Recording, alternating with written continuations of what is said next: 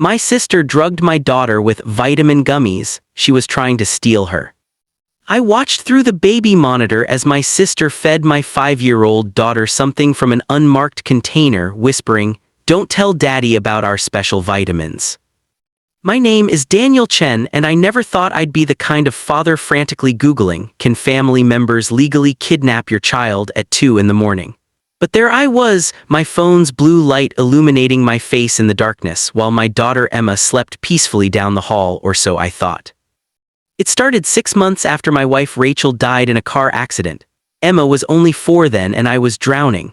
My younger sister Michelle swooped in like a guardian angel. She took a leave of absence from her job, moved into our guest room, and helped me navigate the impossible task of being a single parent while grief threatened to swallow me whole.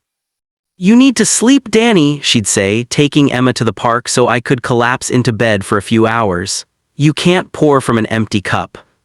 Michelle had always wanted children. She'd been through 3 rounds of IVF with her ex-husband before their divorce 2 years ago. I knew it had devastated her, but I never imagined, not in my darkest nightmares, what that desperation would drive her to do. The first sign something was wrong came on a Tuesday evening. I'd come home early from work, hoping to surprise Emma with her favorite takeout. The house was quiet when I entered, unusually so. I found them in Emma's bedroom, Michelle sitting on the edge of the bed while Emma lay against the pillows, her eyes half closed and glassy. "What's wrong with her?" I asked, my heart immediately racing. Michelle turned, and for just a second I saw something flicker across her face, panic, maybe, or guilt. But it vanished so quickly I thought I'd imagined it. "Oh, she's just tired. We had a big day at the Children's Museum." Michelle smiled, but it didn't reach her eyes. "She'll be fine after a nap." Emma did seem fine after sleeping for 3 hours, though she couldn't remember much about the museum trip. I chalked it up to exhaustion and went back to my routine of barely keeping my head above water. The incidents continued. Emma would have these episodes of extreme drowsiness always when Michelle was alone with her. My daughter, normally a bundle of energy who could outlast the Energizer Bunny, would suddenly need to sleep for hours in the middle of the day. When I questioned it, Michelle had explanations ready. They'd been extra active. Emma hadn't slept well the night before. She might be coming down with something. I wanted to believe her. Michelle was family. She'd given up months of her life to help us. Suspecting her of anything felt like a betrayal of the worst kind. But then came the comments. "You know, Danny, Emma and I have such a special bond," Michelle said one evening as we cleaned up after dinner. "Sometimes I think she needs a mother figure more than she needs, well, you know." "More than she needs what?" I asked, my hands stilling over the dishes. "Nothing, I just mean girls need their mothers or someone who can be that for them." She touched my arm, her voice soft with what I thought was sympathy. "You're doing great, but there are just some things a man can't give a daughter. Maybe you should think about what's really best for Emma." The words sat uncomfortably in my stomach, but I swallowed them down with my grief and my guilt. Rachel had been an incredible mother. Maybe Michelle was right, maybe I wasn't enough. 2 weeks later, I came home sick from work, violently ill with what I thought was food poisoning. I spent most of the afternoon in the bathroom, and Michelle insisted on taking care of Emma. Through my misery, I was grateful. I couldn't have managed both the illness and an energetic 5-year-old. But at some point, through the fog of nausea and exhaustion, I heard Michelle on the phone in the hallway outside my bedroom.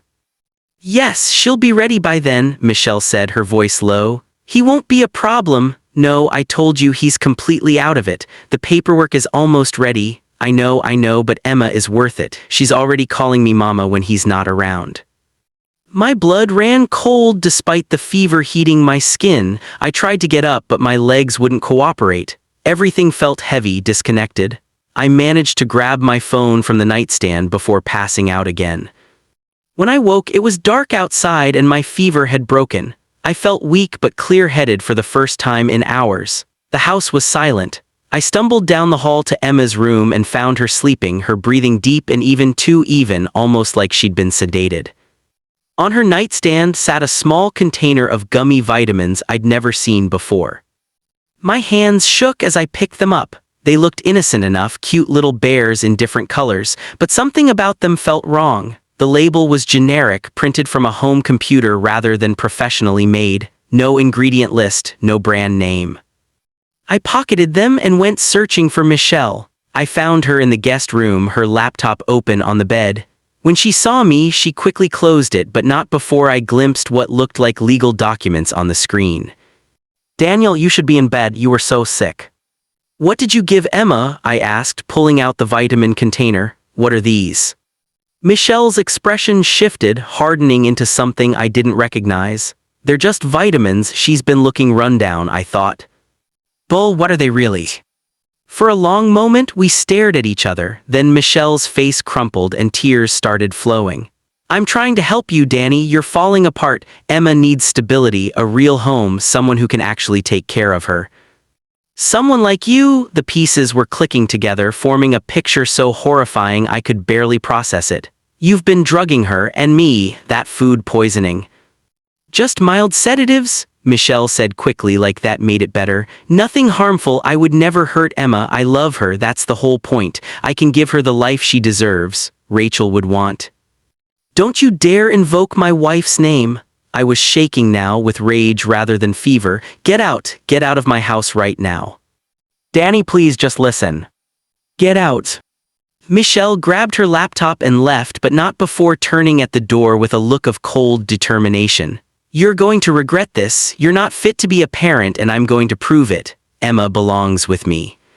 As soon as she was gone, I called 911. The police came, then paramedics who examined Emma. The vitamins were sent to a lab for analysis. I gave a statement that took hours, recounting every strange incident, every unusual nap time, every moment I'd brushed off as nothing. The toxicology report came back 3 days later. The vitamins contained a cocktail of antihistamines and mild sedatives, enough to make a child drowsy and compliant, but not enough to cause obvious harm. I'd been getting similar doses in my food, explaining the mysterious exhaustion and the bout of food poisoning that had conveniently incapacitated me. But the worst revelation came when the police searched Michelle's laptop.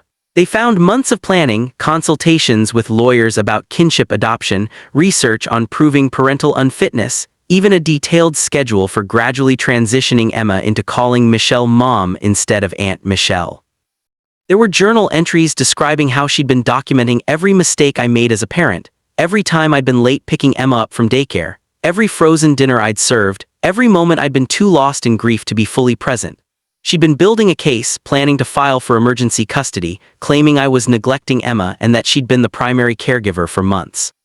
The most chilling part, she'd found a lawyer willing to take her case and she'd been making legitimate progress. If I hadn't caught her when I did, if I'd been sick just one more day.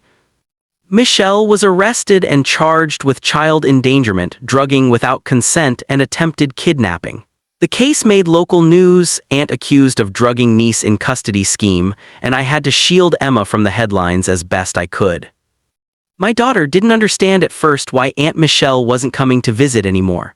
The hardest conversation I've ever had was explaining, in 5-year-old terms, that sometimes people who love us make very bad choices, and that Aunt Michelle had done something dangerous that meant she couldn't be around us anymore.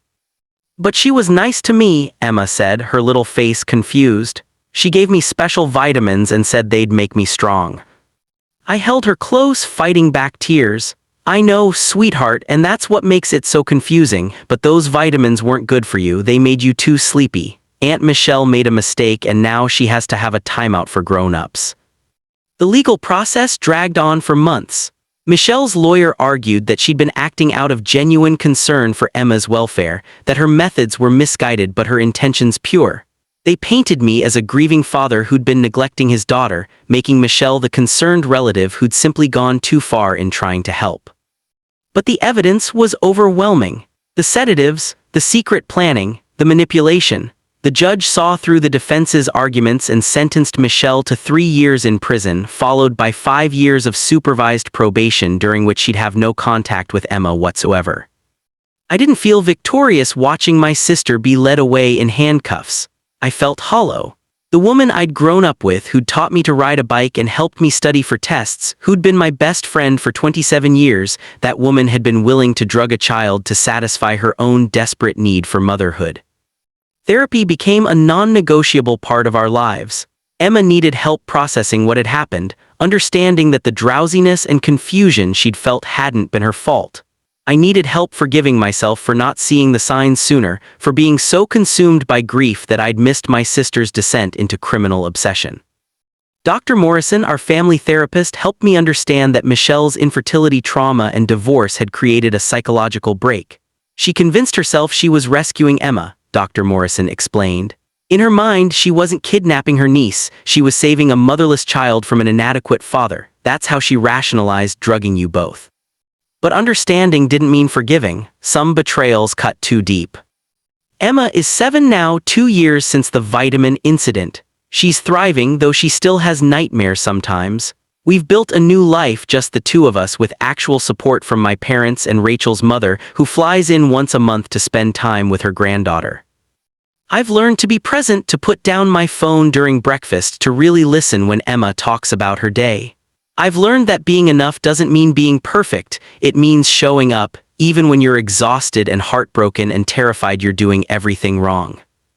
Michelle writes letters from prison. They arrive every few weeks and I keep them in a box in my closet, unopened. Maybe someday I'll read them. Maybe someday Emma will want to know what they say, but not today, not while we're still healing.